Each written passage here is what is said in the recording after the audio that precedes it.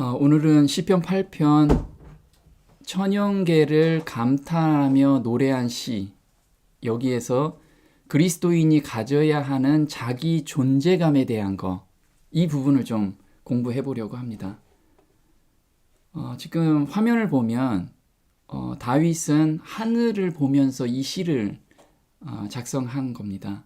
하늘을 보면 또 하늘을 그냥 얼핏 보는 게 아니고 자세히 보면 거기에서 그 우주의 광활함도 저희가 볼 수가 있고, 또 별들을 보면서 각각 그 빛나는 별에서 하나님의 성품도 알 수 있다라는 거죠. 그런데 천연계를 보면서 하나님을 찬양한 시는 그 시편 중에 4개의 편이 있습니다. 그 중에서 첫 번째 시가 바로 8편입니다. 그 8편 내용은 하늘, 달, 별을 보며 경외감, 인간의 존엄성을 자각한 시입니다. 그래서 8편 3절하고 4절에 보면 주의 손가락으로 만드신 주의 하늘과 주의 베풀어 두신 달과 별들을 내가 보니 사람이 무엇이간데 주께서 저를 생각하시며 인자가 무엇이간데 주께서 저를 권고하시나이까. 그래서 광활한 우주를 보니까 지구는 거기서 티끌만한 그 티끌 중에 우리는 티끌의 티끌밖에 안 되는데도 하나님은 어떻게 저희를 이렇게 존귀하게 보시는지 그걸 보면서 감탄하며 쓴 시예요. 그래서 우리가 시편 8편을 보면서 하나님이 우리를 얼마나 존귀하게 보시는지를 우리가 깊이 깨닫게 되면 우리가 삶 속에서 우리 생각과 몸을 마음대로 굴리지 않는다라는 거예요. 하나님을 찬양할 수밖에 없는 그런 마음이 생긴다는 거죠. 시편 19편도 천연계를 노래한 시입니다. 그래서 천연계와 율법에 나타난 하나님의 영광을 찬양한 시가 바로 19편이에요.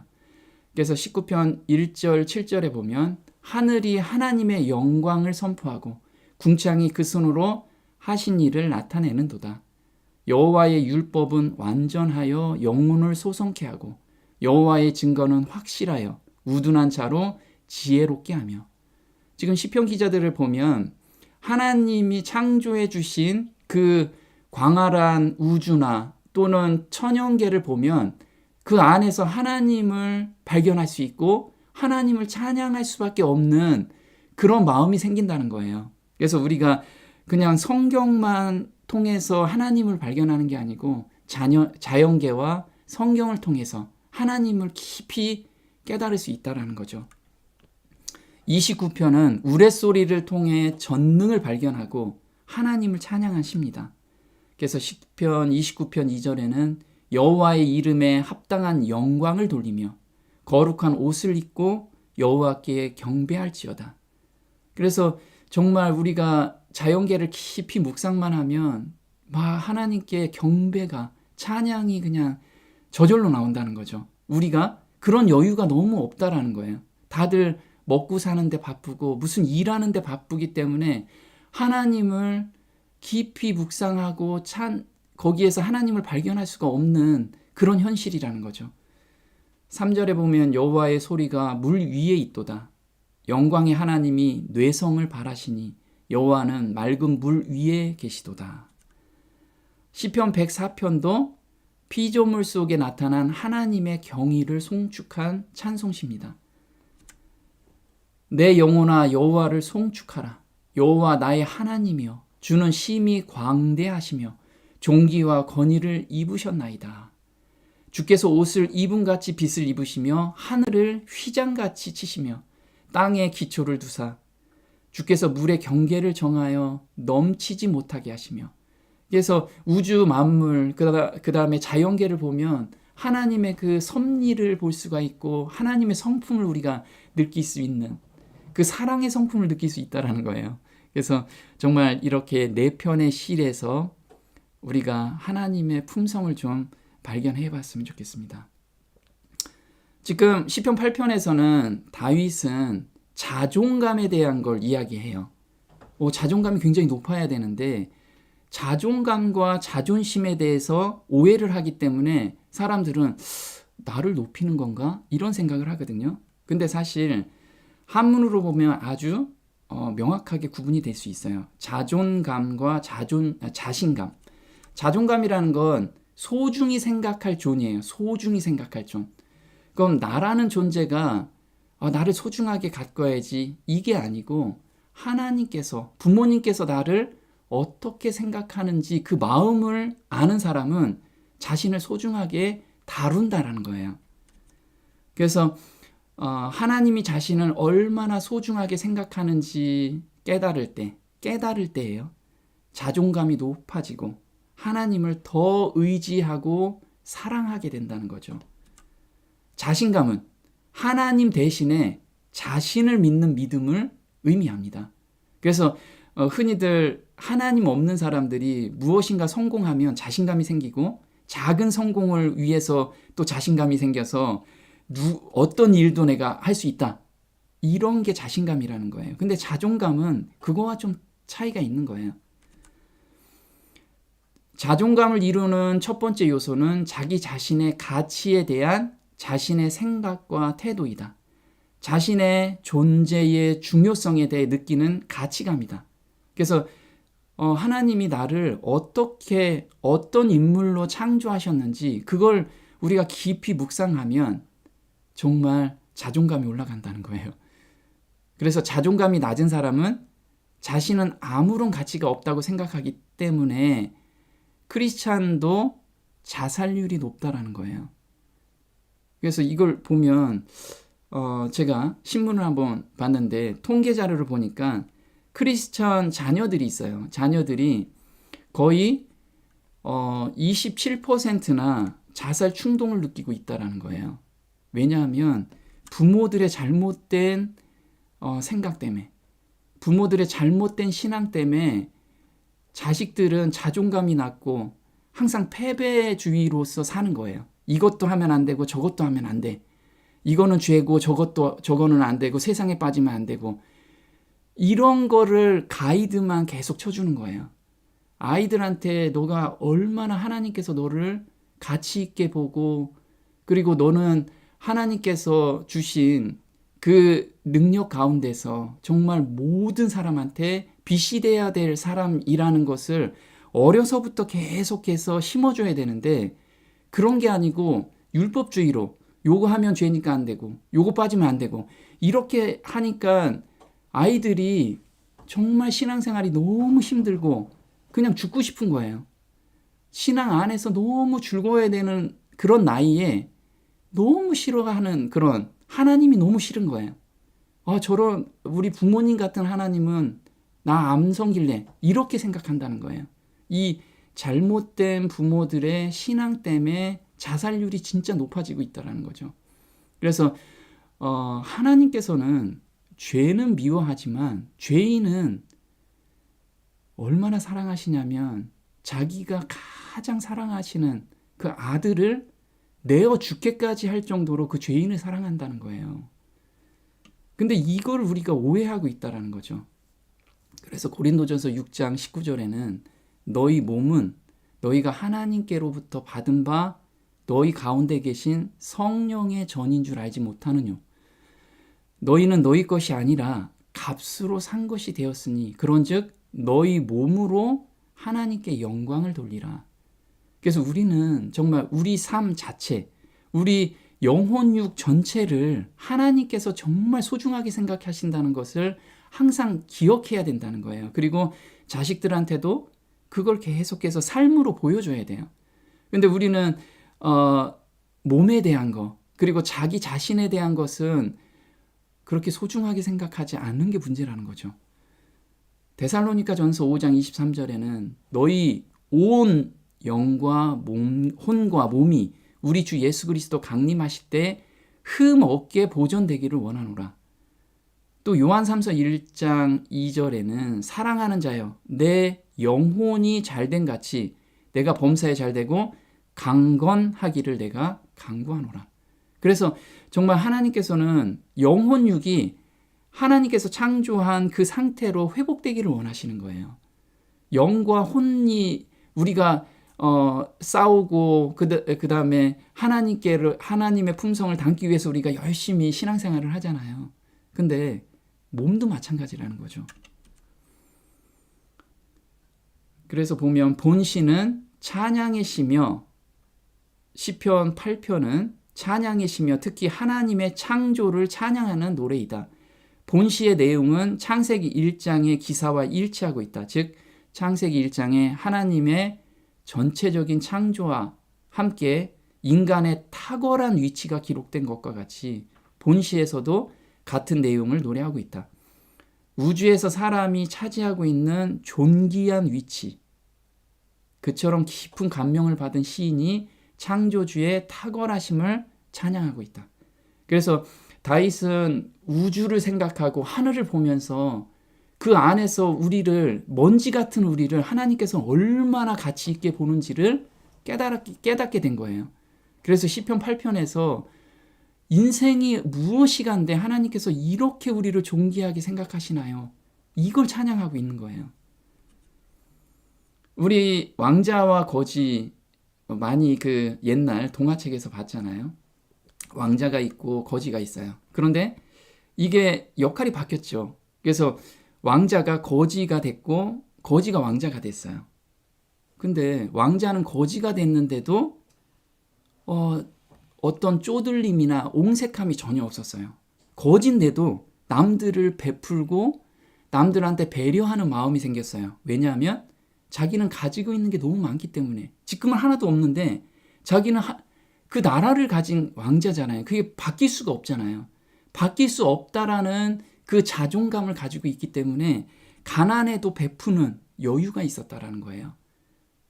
근데 그래서 우리 바울 형제는 우리 보고 이런 넉넉한 마음은 억지로 되는 게 아니다. 너희가 정말 하나님께 어느 것을 받았는지, 너희의 존재감이 무엇인지를 항상 생각하게 되면 그 마음은 그냥 저절로 나온다는 거예요. 근데 내가 가지고 있는 걸 너무 소중히 생각하고 남한테 베푸는 마음이 없다라고 하면 나의 존재감을 지금 잊고 있다라는 거예요. 그래서 베드로전서 2장 9절에는 오직 너희는 택하신 족속이요 왕 같은 제사장이요. 그래서 너희는 왕이야.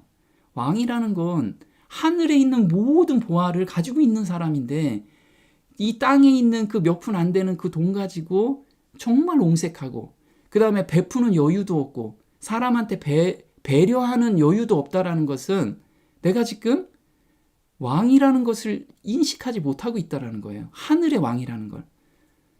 그래서 고린도전서 4장 7절에는 내게 있는 것 중에 받지 아니한 것이 무엇이뇨? 내가 받았은즉 어찌하여 받지 아니한 것 같이 자랑하느뇨? 그래서 뭔가 베풀었는데 나 베풀었어요 하고 막 자랑하는 마음이 생기고 그 자랑하고 싶어서 입이 간질간질한 것은 나의 존재감을 아직 모르기 때문에 그런 거예요.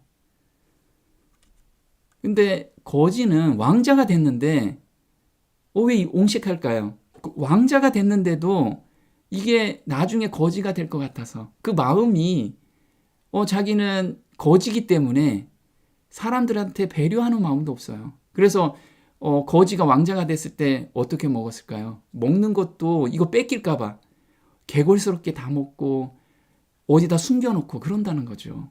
우리가 그런 마음을 갖고 있지 않냐 이거예요 지금. 그래서 요한일서 3장 17절에는 누가 이 세상 재물을 가지고 형제의 궁핍함을 보도 도와줄 마음을 막으면, 도와줄 마음을 원어로는 닫으면, 마음을 닫는 거예요. 왜요? 아까우니까. 아까워서 닫는다는 거는 나의 존재감, 하늘에 내가 가지고 있는 모든 보화를 가지고 있는 왕자인데 이걸 잊고 있기 때문에 나가 가지고 있는 거지 근성이 있게 되는 거예요. 우리가 한번 생각해 보자는 거예요. 근데 다윗은 이 마음을 받은 거예요. 나는 정말 하늘의 왕자구나. 하나님께서 나를 이렇게 생각하시는구나. 그래서 이 시편 8편을 쓰게 된 거예요. 그래서 이걸 노래하는 자는 정말 책상에 앉아서 하나님을 연구하는 것도 너무 좋다. 하지만 바깥에 나가서 정말 하나님의 그 하심을 한번 느껴봐라. 그래서 깊이 한번 묵상해봐라. 하늘의 별들을 한번 봐라. 이런 것을 우리한테 한번 보라는 거예요. 그런 분이 나의 아버지다. 너희한테 아낌없이 주시는 아버지, 그걸 한번 발견해봐라. 이걸 이야기하는 거예요. 그래서 시편 8편은 어떻게 노래하라고 하냐면, 추수 때, 이 포도 추수 때 추수하는 사람들이 막 장송국을 부르면서 추수하지 않잖아요. 추수할 때 정말 기쁘게 아주 활기차게 부르잖아요. 그래서 이 시편 8편은 그렇게 노래하라는 거예요.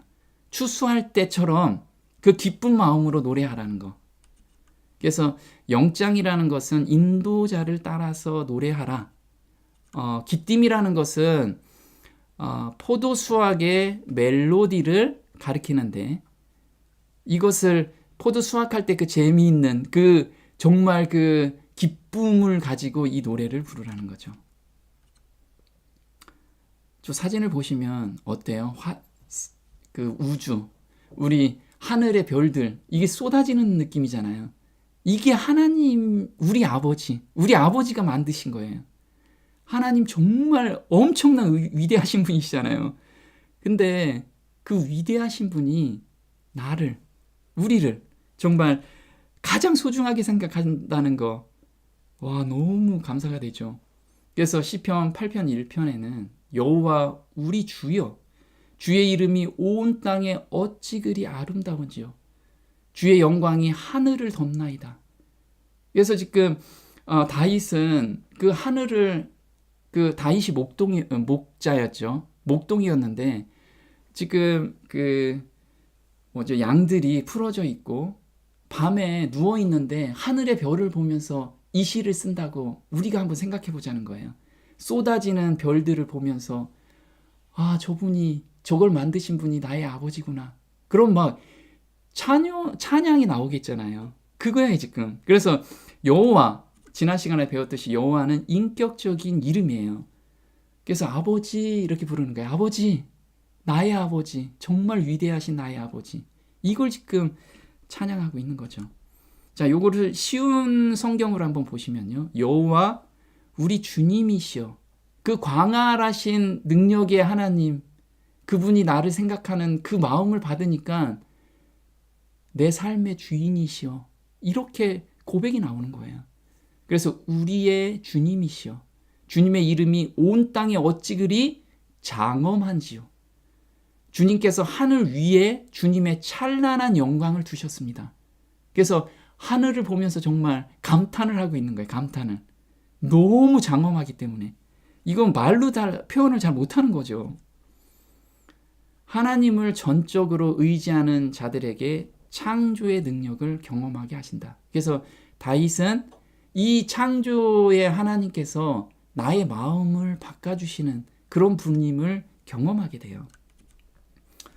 시편 8편 2절에는 주의 대적으로 말미암아 어린 아이들과 젖먹이들의 입으로 권능을 세우시며 이는 원수들과 보복자들을 잠잠케 하게 하려 하심이니라.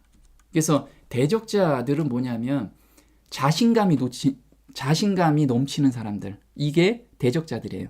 자기를 의지하고 자기 힘을 자랑하고 하나님의 존재를 부인하는 사람들. 그래서 지금 자신감이 넘치는 사람은 진짜 하나님을 대적하는 자들이죠. 근데 아이들과 젖먹이는 자들, 이 자들은 연약하지만 하나님의 이름을 부르는 겸손한 자를 상징해요. 자존감이 높은 사람이에요. 오로지 하나님만 의지하는 사람들. 그래서 어린아이들과 젖먹이가 되라는 의미를 우리가 한번 생각해 보자는 거죠. 어린아이와 같이 순수해지라는 의미일까요? 또는 우리 어린아이들은 그래도 어른들보다 좀 선하게 살잖아요. 그렇게 살라는 의미일까요? 아니라는 거죠. 어린아이들은 스스로의 힘으로는 살아갈 능력이 없어요. 따라서 하나님 나라는 스스로의 선함이나 능력, 재능 등으로는 들어갈 곳이 아님을 자각하고 예수님께 전적으로 의지하는 마음을 어린아이와 같은 마음이라는 거예요. 그래서 우리가 하나님께 온전히 의지하는 마음, 그런 마음이 어린아이 같은 마음이라는 거죠. 여기서 권능이라는 건 힘과 능력이라는 거죠. 창조 때 보여주신 하나님의 전능하신 권능을 의미해요. 자, 근데 요 구절이 예수님께서 말씀을 하셨어요. 마태복음 21장에서 대제사장들과 서기관들이 예수의 하시는 이상한 일과 또 성전에서 소리질러 호산나 다윗의 자손이여 하는 아이들을 보고 분하여 예수께 말하되 저희의 하는 말을 듣느뇨. 예수께서 가라사대 그렇다. 어린 아기와 젖먹이들의 입에서 나오는 찬미를 온전케 하셨나이다. 함을 너희가 읽어본 일이 없느냐? 이게 우리가 시편 8편 1편을 가지고 말씀을 하신 거예요. 그럼 여기서 권능이라는 것은 찬미를 의미하죠. 아이들과 젖먹이들의 입으로 찬미를 부른다는 거예요. 그러면 어린아이와 젖먹이들은 정말 예수님의 말씀을 온전히 믿었기 때문에 찬미가 나온다는 거죠. 자, 그러면 어떤 창조의 능력을 우리가 경험할 수 있냐는 거죠. 자, 시편 51편 10절에 하나님이여 내 속에 정한 마음을 창조하시고 내 안에 정직한 영을 새롭게 하소서. 지금 시편을 쓴 다윗이 시편 8편도 썼고 51편도 썼잖아요. 그래서 시편 8편에는 하나님의 그 창조의 능력을 보고 감탄을 했죠. 근데 시편 51편에서는 그 창조의 능력이 나의 마음을 변화시켜주는 그것을 경험하게 된 거예요. 그래서 여기서 창조라는 뜻이 바라라는 뜻인데 태초에 하나님이 천지를 창조하시니라. 이 창조라는 단어하고 똑같다라는 거예요. 그래서 내 마음을 새롭게 창조하시는 그 권능을, 능력을 경험하고 있다라는 거죠. 그가 하나님에게서 왔다는 가장 큰 증거는 그의 생애가 하나님의 품성을 드러낸 것이다. 그는 하나님의 사업을 행하셨고 하나님의 말씀을 말씀하셨다. 누가요? 예수님께서. 이와 같은 생애는 모든 이적 중에 가장 큰 이적이다. 예수님께서 병 고치고 안진뱅이를 낫게 하고 이것이 이것도 이적이잖아요. 이적이지만 하나님의 품성을 드러낸 것이 이적 중에 가장 큰 이적이라는 거예요. 그럼 우리한테도 하나님의 창조 능력이 나타날까요? 맞아요. 우리도 하나님께서 그 능력을 주셔서 마음을 바꿔주시는 거예요. 하나님의 능력이. 그걸 매일같이 우리는 경험할 수 있고 그 이적 중에 이적을 경험하며 살 수 있다는 거예요. 한 영혼이 회개하고 하나님을 사랑하고 그 계명을 지키기를 배우는 때마다 또 새 영을 너희 속에 두고 새 마음을 너희에게 주시겠다는 하나님의 약속이 성취되는 것이다. 인간의 마음에 일어나는 변화, 곧 인간의 품성의 변화는 살아계신 구주께서 영혼을 구하시려고 역사하고 계심을 보여주는 기적이다. 이것이 곧 하나님께서 당신의 아들의 거룩한 사명에 대하여 세상에 제시하는 증거이다. 그래서 우리가 예수님께서 세상 끝날까지 세상 모든 곳에 나를 증거하라고 말씀하시죠. 이게 바로 마음이 변화되는 것을 증거하라는 거예요. 그래서 이 기적 중의 기적을 우리가 매일 경험하며 사는 성도가 됐으면 좋겠습니다. 시편 8편 지금 1절, 2절을 했는데 3절 이후부터는 그 광활한 것을 보면서 자기를 얼마나 소중하게 생각하는 그 하나님을 다윗은 시로 정말 찬양을 했어요. 그거는 다음 시간에 저희가 하겠습니다. 오늘 여기까지 하겠습니다. 기도하고 중보기도 시간 갖겠습니다. 하늘에 계신 저희 아버지, 다윗이 하늘을 보고 또 천지 만물을 보면서 하나님의 그 위대하심과 광활하심을 정말 찬양을 하고 있습니다. 더 중요한 것은 그 가운데서 먼지 같은 저희를 얼마나 사랑하는지를 깨닫고 나서 다윗은 하나님께 온전히 의지하는 그런 마음이 생겼습니다. 저희도 하나님의 그 광활하심을 깨달으며 저희를 얼마나 소중하게 생각하는지를 깨달을 수 있도록 저희를 인도해 주시기를 간절히 바라오며 이 모든 것 우리 주 예수님의 이름으로 감사하며 기도드립니다. 아멘.